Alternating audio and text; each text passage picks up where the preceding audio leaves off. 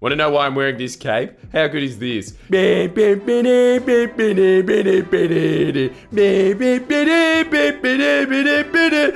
insane is America? That is a man sitting around at a senatorial campaign just in the midterms.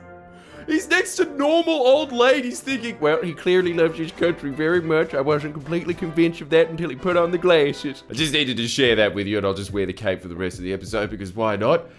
And I also have something very explosive to say about Daniel Andrews. Did you know that some people call him Dictator Dan? Seriously though, I do have something explosive to say about him coming up. It's going to be even more shocking than this photo I've obtained of indisputable evidence of alien life. But you know how the press is even more desperate to boot out Daniel Andrews than they are to pass off their own personal shortcomings as news stories? Not a single person will talk to you. Why it's so hard to make friends in Sydney. What a mystery.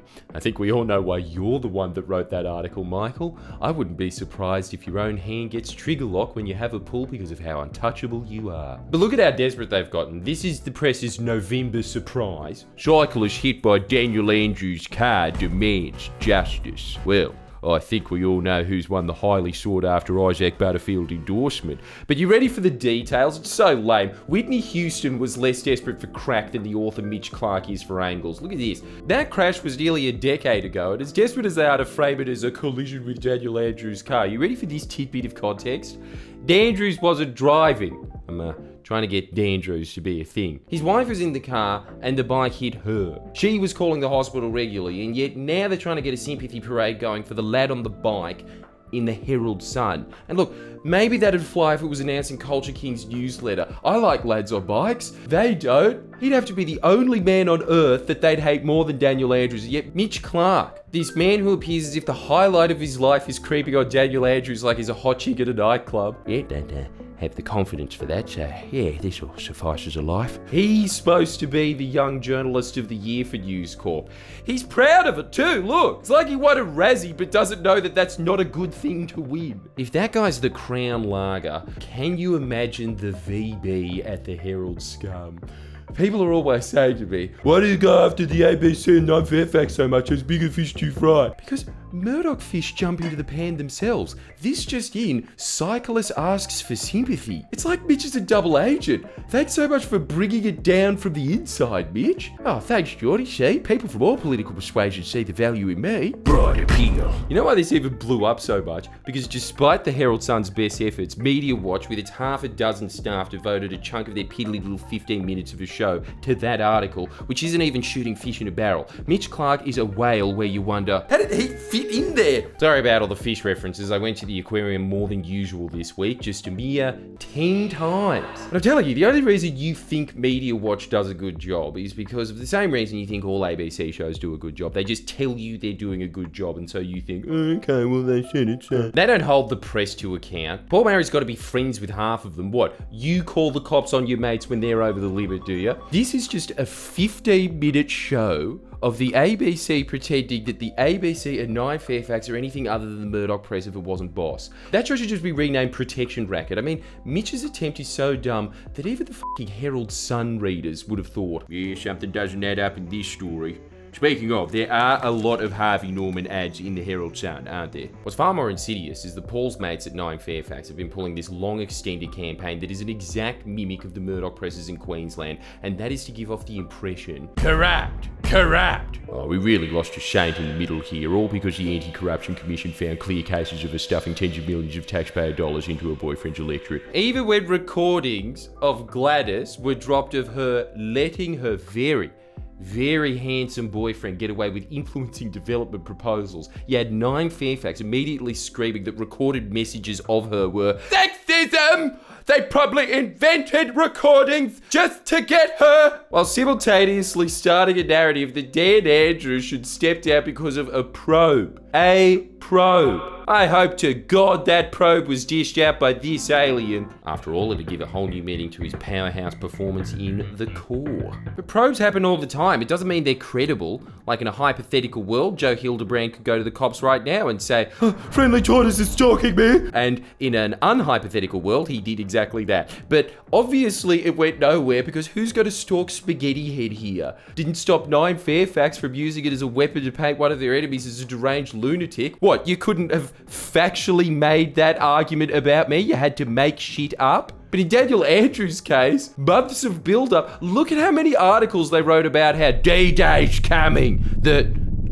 D stands for Daniel. It's like if there was a local Russiagate that had even less evidence except worse than that, because the same fucking papers that never shut up about, oh my god, Trump is denying reality. As soon as Daniel Andrews gets cleared, which of course I didn't learn that from Fairfax papers, I had to learn that from PR Guy, along with the fact that Dan Andrews was the one that referred suspicions of corruption to IBAC in the first place, which how does ᵖᵉ│ report that? Daniel Andrews apologizes for shameful behavior following IBAC investigations. You cunts. It makes me so angry how dishonest they are. I'm gonna have to start hyperventilating into this bag. And the reason I do is because there's petrol inside. Look, even Murdoch hacks acknowledged that he was at least cleared. Fairfax decided to highlight his apology and make it seem like he was apologising personally. Not what he actually was doing, which was on behalf of his party, because there was a few shadowy elements on it that misspent money that, if that was referred to New South Wales ICAC, they'd be like, what, a rounding error of what our Premier spent on her boyfriend's fucking Christmas presents. That same organisation threatened ICAC for taking out Berejiklian, and yet down in Victoria you have them reporting on non-findings of IBAC as if they were indictments, and then when there finally are findings, oh, they didn't find what we wanted them to find. Oh well, let's pretend he's guilty anyway. Second time's a charm, always another probe around the corner. Hey, that's convenient, right near election time. And no, they're not letting us cast aspersions. How come the Herald Sun gets to say that this is Daniel Andrews' car, and we can't say that Labor is the vehicle of his political ambitions? Notice how ICAC and IBAC are only doing a good job according to Fairfax when they're helping Fairfax's narrative. You know why IBAC's not letting them report on this? It is for the exact reason that the Crime and Corruption Commission in Queensland told the press off. They both said, you hyenas taking this kernel of truth and then mutating it to the point that the kernel looks like this is extremely damaging to democracy, and yet they trot out Annika Smithhurst to write, why Victorian voters need to care about press freedom. I told you that's all newspapers are. They're a personal diary of their own problems. Keep it to yourself. No one cares, Annika. Look at how self-aggrandizing they all are. Love us or loathe us, the media serves a vital role in informing the public about how we're governed. And while far from perfect, even an imperfect free press is better than the alternative. I swear it isn't though, hey. Like, it's the one thing I don't agree with Daniel Andrews on. Like, how much better would it be if David McBride was let off and every last one of these scrum rats who deliberately ignored his trial despite being at that same court that same day were all put on trial for 20 years instead? Like, you all report endlessly every day of the year, and yet the massive accomplishments that you're taking credit for are like the Royal Commission into Banking, which had nothing to do with you vultures. That was purely the unions of Bill Shorten. Both entities that you relentlessly attack and try to diminish the power of. Your other big self-pat on the back is that you exposed branch stacking in Victoria. Yeah, you did do that. You highlighted how every politician in the country gets elected. Well done. And not for some noble reason either. Just for the same reason you're going after this IBAC story. You think you can attack Andrews on it. That's it. Then the author has to go back to the fucking 80s for anything else the press has done that's supposedly in the public interest, where she pins the Fitzgerald inquiry onto the concept of journalism. Wow, what a return on investment. 3 things in 4 decades. Not really, is it? Especially ironic when the one thing that they might be able to pin to the power of journalism in this country is from a paper that is now doing the exact opposite thing while she's writing this article. But, and here's the incredible part, because look, don't you think this is the real reason for the visceral hatred of Daniel Andrews? Look at these numbers. Yo! Daniel Andrews is popping, yo! Look at him, he's smashing Anthony Kalia, who I just learned released an album called, you ready for this? Isn't this the saddest thing you've ever heard in your life? 40 Love. He's 40 and he's dressing like this. Stop wearing stupid clothes purely for attention. Now, actually, hang on, I've got more to say on this. If you have 1 million followers as Premier, you don't need these seagulls, which is why watching Danny press conferences is like watching a child chasing them around at the beach. They hate it. They cannot stand having a leader that can get its message out to the people without this layer of filth on the lens that is their existence. and they know it. They know that their role in society has been diminished to essentially being a Rodney Rude audience member as Dan sits there saying, "Yeah, what are you doing about Melbourne's homeless problem, Dan?" Bloody shut up, mate. I wish your ass was a circus and all the homeless cunts got in for all. Bloody yelling out.